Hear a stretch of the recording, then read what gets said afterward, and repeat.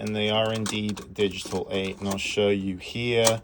This is a video 8 and a high 8 camcorder with playback, and this is what happens when you put digital 8 in, and it just comes up with the static. Same on here as well.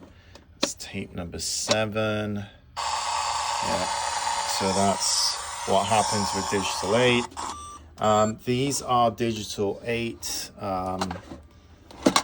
cameras. So you can see here, digital 8, tape 4. And let's see here, I'll get that one rolling. I've got another one here with digital 8. Let that roll. This is tape number 1. This is digital 8 as well. So that D logo there is digital 8. This is digital 8 as well. And what happens, if you can see the kind of weird lines in the audio. Yeah, look, all that blockiness in the audio. It's kind of like,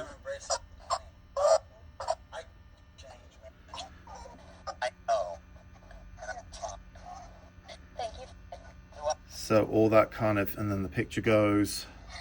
So